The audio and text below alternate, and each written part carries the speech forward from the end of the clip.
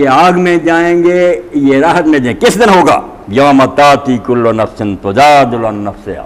سن لو، کوئی کسی کے ساتھ وہاں وکیل نہیں آئے گا۔ یہ سرکاری وکیل شریف الدین پیرزادے نہیں ملیں گے جو کئی مدت تک جمے رہے کہ میں نہیں غلط کام میں ساتھ دوں گا، مگر بھاؤ اپنا کار ہے کہ زیادہ پیسے لگ جائے، وہی بے ایمان آ گیا۔ اور اعتراض نے کہا کہ میں نے کہا تھا جسٹس صاحب سے پیرزادہ آئے گا، اور میری بائیں طرح یہ کہتے نہیں وہ اتنا گیا گزرا نہیں، آ گیا۔ تو اللہ تعالیٰ نے فرمایا کہ جس دن ہر شخص اپنی طرف سے خود بحث کرتا آئے گا، ساتھ کوئی وکیل نہیں ہوگا، کوئی مددگار نہیں آئے گا، خود ہی جواب دینا پڑے گا کہ کیوں کیا یہ۔ یوم تاتی کل نفس تجادل عن نفسہا، ہر آدمی خود بھگتے گا اپنے کیے ہوئے کاموں کو۔ وتوفی کل نفس ما عملت، اور ہر جان کو، ہر شخص کو وہ سب کچھ پورا پورا بدلہ دیا جائے گا جو اس نے کیا۔ نیکوں کی کوئی نیکی ضائع نہیں ہوگی، بدوں کی کوئی برائی چھپی نہیں رہے گی، سب ریکارڈ سامنے آ جائے گا۔ اور اس کے متوفا، پورا پورا، کسر نہیں چھوڑی جائے گی۔ وہم لا یظلمون، اور کسی کے ساتھ اللہ تعالیٰ زیادتی نہیں کرے گا۔ نہ نیکوں کے ساتھ ظلم ہوگا کہ ان کی کوئی نیکی بے نتیجہ رہ جائے، نہ بد مفت میں چھوٹیں گے کہ ان کو چھوڑ دیا جائے، سب اپنے کیے کو بھگتیں گے۔ یہ تھا قرآن مجید، جس کے بارے میں لوگ کہتے تھے اللہ تعالیٰ ایک کتاب لے کر ایک دن میں اتار دے۔ اللہ سوچتا رہتا کہ کس طرح ہوتا۔ اللہ نے کہا کوئی کتاب ہے یار، کتاب ہوتی تو میں وضو کے مسئلے ایک جگہ لکھ دیتا، نماز کے لکھتا، جیسے عام کتابیں فقہ حدیث کی دیکھتے ہیں۔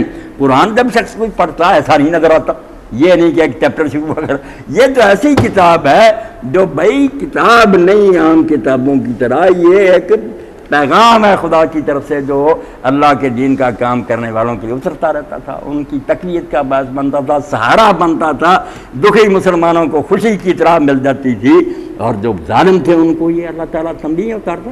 اس لیے اس کو کتاب کی طرح نہیں، یہ تقریریں ہوتی تھی مختلف موقع پر، مناسب چیزیں جو تھی اللہ تعالیٰ بیان کرتا۔ تو یہ جو ہے نا کہ حالات دنیا میں برے ہیں، اس سے بھی برے ہوئے، کھاڑیاں کھودی گئیں، آگ جلائی گئی، نیک لوگوں کو اس میں ڈالا گیا، بچوں سمیت مائیں ڈالی گئیں۔ صحیح مسلم میں کسی دن واقعہ سناؤں گا شاید اگلے درس میں، کہ کیسے تھا ماں کی گود سے لے کر بچے جو تھے پھینکے گئے، اور ماں ذرا ڈگمگا گئی، کئی بچے پھینک دیے، ایک جب وہ ڈر گئی اور اس نے چاہ دی یار چھوڑیں اسلام کو، تو ایک بچہ جو پھینکا جا رہا تھا اس نے آگ سے آواز دی کہ ماں یہ آگ نہیں ہے، ڈرنا کوئی نہ، یہ دیکھ رہے میں آگ نظر آتی ہے، یہ تو باغ ہے گلزار، چھلانگ لگا گئی۔ اللہ نے کہا جو بیچارے بھونے گئے کھاڑیوں میں دیکھتا رہا، اب میں آنکھیں بند کر کے بیٹھا رہوں، ان ظالموں کو سزا نہ دوں اور ان لوگوں کو کوئی انعام نہ دوں جنہوں نے میری خاطر یہ دکھ اٹھائے۔ اس لیے یہ موجودہ دنیا جس میں دیکھ کر ہم گھبرا جاتے ہیں کہ اللہ کا انصاف کہاں ہے، کمزور جو ہوئے، انصاف کام کر رہا، پیچھے اللہ کا ہاتھ کام کر رہا، سارا کچھ منصوبہ بن رہا ہوتا ہے، ہمیں اس دن ہی نظر آتا ہے جس دن اس جیسوں کی گردن توڑ دی جاتی ہے، نیک لوگ پھر مٹھائیاں بانٹتے ہیں، خوشیاں کرتے ہیں، وہ دن آ جاتا، مگر کچھ دیر لگتی ہے، ورنہ اس دنیا میں اندھیر نہیں ہے، دیر ہو سکتی۔ وآخر دعوانا الحمدللہ رب العالمین، وصلی اللہ تعالی علی خیر خلقہ محمد وآلہ وصحبہ اجمعین۔ ہاں کر دیو نا،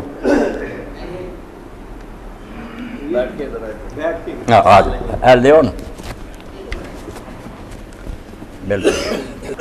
بسم اللہ الرحمن الرحیم۔ میرا اپنا بھی گلا خراب اور کھانسی ہو رہی ہے، اور پچھلے اتوار کو میں حاضر نہیں ہو سکا۔ پچھلے دنوں 2 موتیں ایسی واقع ہوئی ہیں، میں اسی بارے میں کچھ عرض کرنا چاہتا ہوں۔ ایک تو آپ نے پہلے سن لیا ہوگا پچھلے درس میں، حکیم عبدالوہی سلیمانی صاحب کے چھوٹے بھائی تھے، میرے ماموزاد بھائی تھے، مجھ سے 12-15 سال چھوٹے تھے، ان کا انتقال ہو گیا، ہارٹ اٹیک ہوا، اور لیکن جانے کے بعد پتہ چلتا ہے خوبیوں کا بعض، وہ تقریباً 30-32 سال سے طب کی پریکٹس کر رہے تھے۔ اس دوران میں انہوں نے کوئی چیز نہیں بنائی، جو وراثت میں 5 مرلے کا مکان ملا وہی مکان، نہ کوئی گاڑی، نہ کوئی موٹر سائیکل، نہ کوئی سائیکل، نہ نیا مکان۔ تو وہ ایک بات یہ کہ غریبوں سے کبھی پیسے نہیں لیتے تھے، اور دوسرا یہ ہے کہ کسی رشتہ دار سے پیسے نہیں لیتے تھے۔ LLB تھے، طبیہ کالج سے فاروق تحصیل تھے، سیاسی طور پر بڑے، تو بہت بڑا جنازہ تھا، اور ہر آدمی ان کے لیے نیک خواہشات کا اظہار کر رہا تھا۔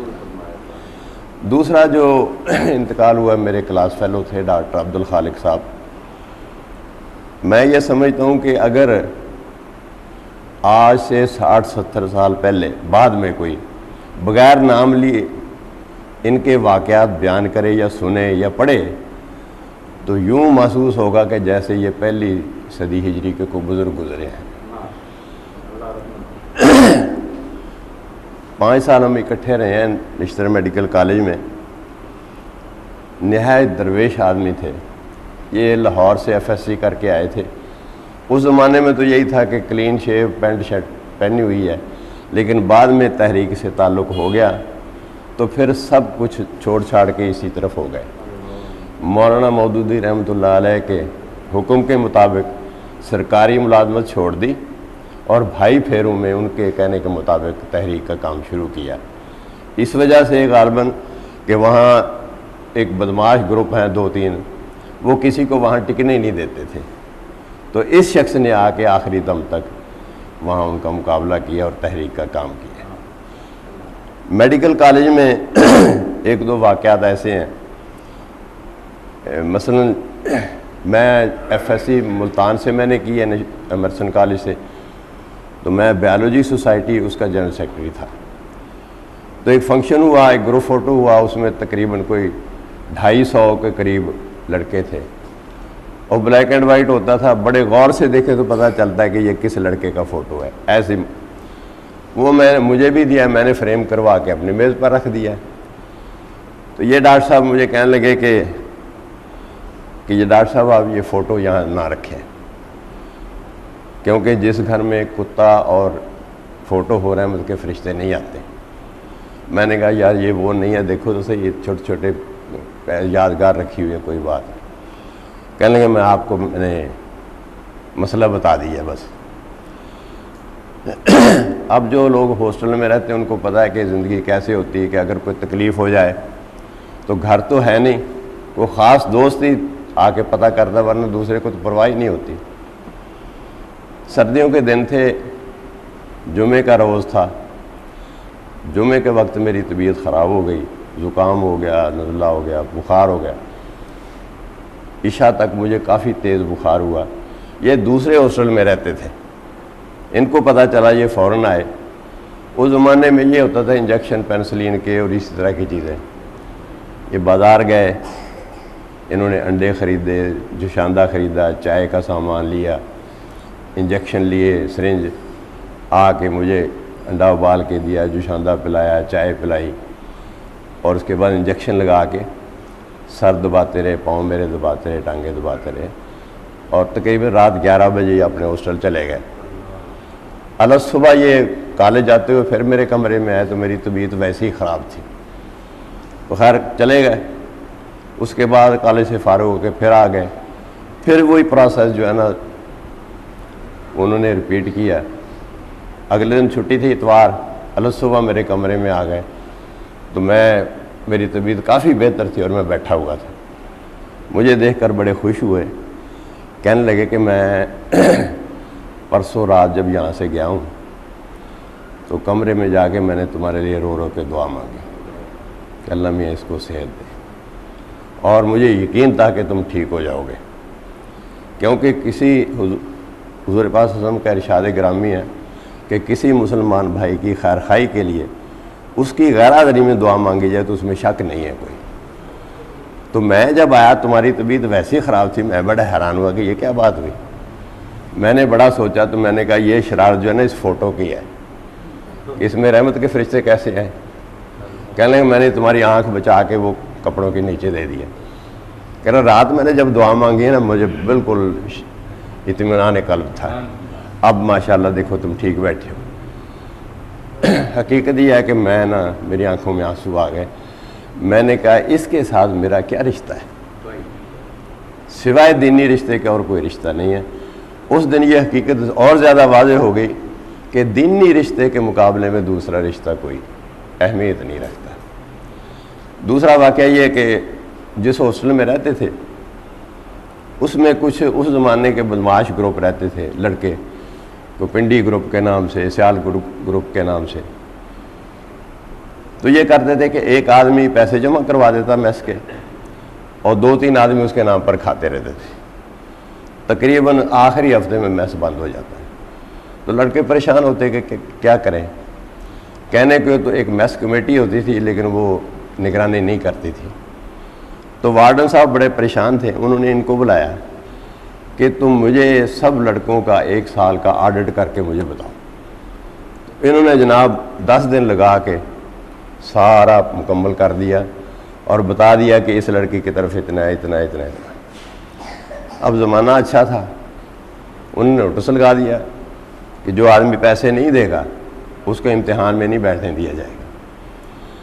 اور یہ اس زمانے میں 12 بجے سے 2 بجے تک دوپہر اور 8 سے 10 بجے شام جب میس کا ٹائم ہوتا تھا. یہ میس میں ڈیوٹی دیتے تھے کہ کوئی لڑکا کھانا نہ کھا جائے جس نے پیسے نہیں دیے. اپنا انکم نہیں اور دیر سے پہنچا، انہوں نے پیسے نہیں دیے تھے لیکن وہاں ڈیوٹی دینے کے بعد بازار جا کے ادھار کھا کے آتے تھے. جب ان کے پیسے آ گئے ادھار پیسے دیے، پھر میس میں دیے، پھر کھانا شروع کیا. اب جب ان لڑکوں کو پتہ چلا کہ یہ اس کریکٹر کا آدمی ہے تو پھر انہوں نے جناب جب بھی ملتے تھے پاؤں کو ہاتھ لگا کے ملتے تھے. جب یہ ڈاکٹر بن گئے اسی دن انہوں نے یہ پینٹ وینٹ چھوڑ دی، وہ شیروانی شلوار ٹوپی. اچھا، یہاں ڈاکٹر شفیق صاحب ہیں، ایک ڈینٹل سرجن، ریٹائر ہو کے ہیں ملتان سے. یہ کیمل پور میں ڈینٹل سرجن تھے تو یہاں بھی رہے. انہوں نے مجھے خود بتایا کہ یار ایک میں ادھر تھا تو ایک ڈاکٹر صاحب وہاں رادا رام سے ٹرانسفر ہو کے آئے کیمل پور. ان کا نام عبد الخالق ہے. تو انہیں آ کے چارج پور بڑی کام شروع کر دیا. 2 دن کے بعد وہ دفتر آئے تو میں بھی کھڑا ہوا تھا.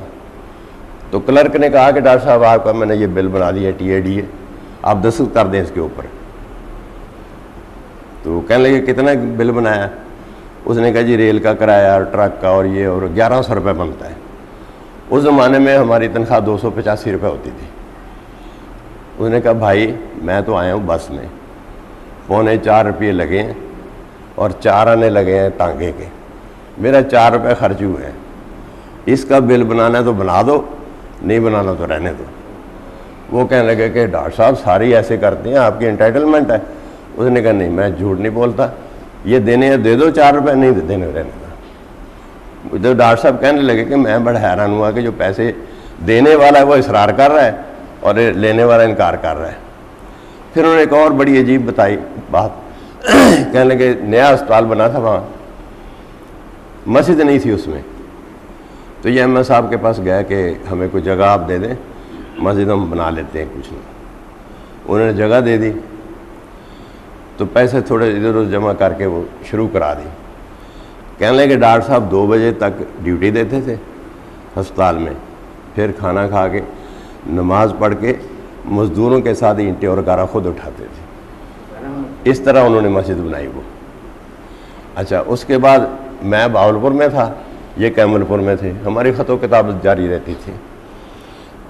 تو 65 کی جنگ ہو گئی تو گورنمنٹ کی طرف سے ایک لیٹر آیا کہ زخمی بہت ہیں تو ڈاکٹروں کی ضرورت ہے، اشد ضرورت ہے فوج میں. جو رضاکارانہ طور پر اپنی خدمات پیش کرنا چاہیں وہ CMH جو بھی نزدیک ہو وہاں جا کے رپورٹ کر دیں.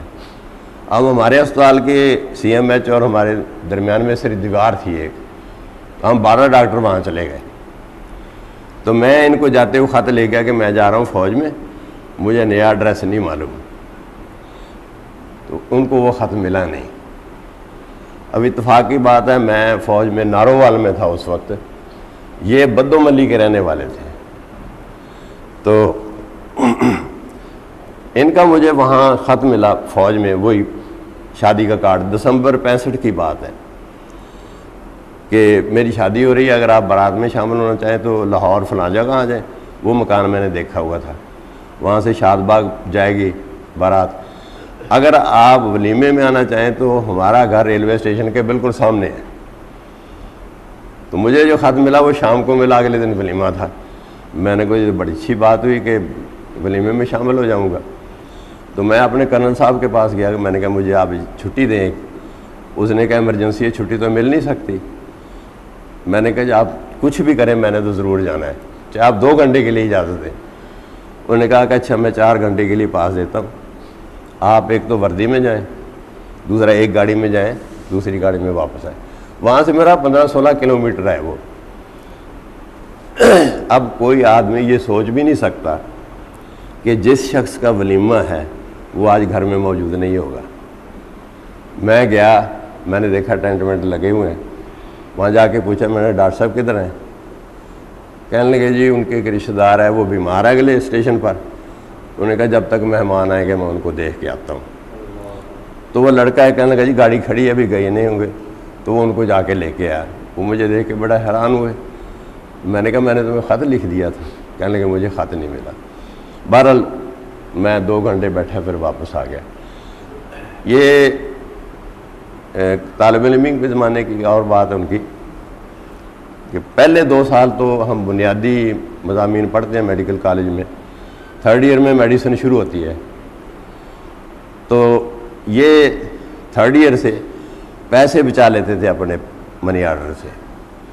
جب گرمیوں کی چھٹیاں ہوتی 1.5 مہینے کی تو ان پیسوں سے دوائیاں خریدتے تھے، پینسلین کے ٹیکے یا اس طرح کی چیزیں.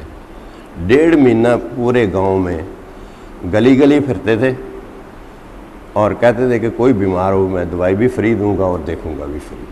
1.5 مہینہ پورا وہ یہ کام کرتے تھے. اور سردیوں میں بھی صرف مسلسل 3 سال انہوں نے یہ کام کیا. اب یہ جب میں نہیں آیا پچھلے اتوار تو ہفتے کی شام مغرب کے بعد میری بیٹی کا ٹیلی فون آیا لاہور سے کہ ڈاکٹر صاحب کا انتقال ہو گیا، تو عشاء کے بعد جنازہ ہے، پھر ان کو بھائی پھیرو میں دفن کیا جائے گا. مجھے بڑا افسوس ہوا کہ وقت ہی نہیں جانے کا. چلو میں نے کہا کل صبح جا کے میں تعزیت کر لوں گا گھر میں جا کے. 10:30 بجے رات یہاں ایک ڈاکٹر صاحب کا ٹیلی فون آ گیا کہ صبح 7 بجے پھر جنازہ ہے بھائی پھیرو میں، تو ہم 4 بجے یہاں سے نکلیں گے اگر آپ جانا چاہتے ہیں. تو میں نے اللہ کا شکر ادا کیا کہ میں نے کہا چلو ایک مجاہد کا جنازہ اس میں شرکت کی اجازت مل جائے گا. تو ہم چلے گئے، جنازے میں شامل ہوئے. بہت بڑا جنازہ تھا، عام لوگ زیادہ تھے اس میں. اور وہاں سے جنازہ لے کے جب ہم قبرستان کی طرف بازار سے جا رہے تھے تو دکاندار ریڑھی والے دوسرے ایک ہی بات سب نے کہی کہ یہ ولی اللہ کا جنازہ ہے جی، یہ ولی اللہ کا جنازہ ہے. تو یہ میں اس لیے میں نے بیان کیا کہ میں مولانا سے درخواست کروں گا کہ خصوصی دعا بھی فرمائیں. مولانا کے بڑے بھائی کے بیٹے تھے، ان کا انتقال بھی ہو گیا، حکیم صاحب کا بھی اور ڈاکٹر صاحب سب کے لیے نا خصوصی دعا فرمائیں. وقت کو زیادہ ہو گیا. ڈاکٹر صاحب نے جو کچھ واقعات بیان فرمائے اپنے ساتھیوں کے، بس اس بارے میں 2 مختصر باتیں عرض کر کے. ایک تو اس سے پتہ چلا کہ درخت اپنے پھل سے پہچانا جاتا ہے. جو لوگ دین کو مانتے ہیں نا ان کی زندگیوں میں پھر کیا نقشہ نظر آتا ہے، اور جو صرف دنیا کو مانتے ہیں ان کو کیا ضرورت ہے کہ لوگوں کے راج کرتے پھریں اور وہ زیادہ پیسے ملتے ہیں نہ لیں. وہ تو بابر بیش کوش کے آرم دوبارہ یہی ان کی راہ ہوگی نا. یہ ساری چیزیں بتا رہی ہے کہ دین سے بڑی نعمت دنیا میں کوئی نہیں. جو آدمی اس کو اپنا لیتا وہ پھر ولی نہ کہلائے گا. تو ایسے ہی لوگ تھے جو اللہ کے رسول کے سامنے لوگوں نے کہا یہ نیک ہے، آپ نے سنا واجب اس کے لیے جنت واجب ہوگی جب خلق خدا ساری دعائی دے رہی ہے. اور ساتھ یہ بھی پتہ چلا ڈاکٹر صاحب جیسے کہہ رہے تھے، بڑے درد کے ساتھ کہہ رہے تھے، ان کا صدمہ تھا، ساتھی تھے، وہ کام کر کہ عمر خوشی سے کٹے تیری، وہ کام کر کے یاد تجھے سب کی یاد ہے، جس جا پہ تیرا ذکر ہو ذکر خیر ہی، اور نام تیرا لیں تو ادب سے لیا کریں. دعا کریں اپنے ساتھیوں کے لیے، اللہ جنت الفردوس میں بلند مراتب عطا. الحمدللہ رب العالمین والصلاة والسلام علی رسولہ الکریم سیدنا و مولانا محمد آلہ و اصحابہ اجمعین. اللہم اغفر لہم وارحمہم وادخلہم الجنۃ واعذہم من عذاب القبر وعذاب النار. اللہم بارک فیہم وصلی علیہم واغفر لہم واردہم حوض رسولک سیدنا محمد صلی اللہ علیہ وسلم. اللہم افسح لہم قبورہم ونور لہا فیہم. اللہم اغفر للمؤمنین والمؤمنات والمسلمین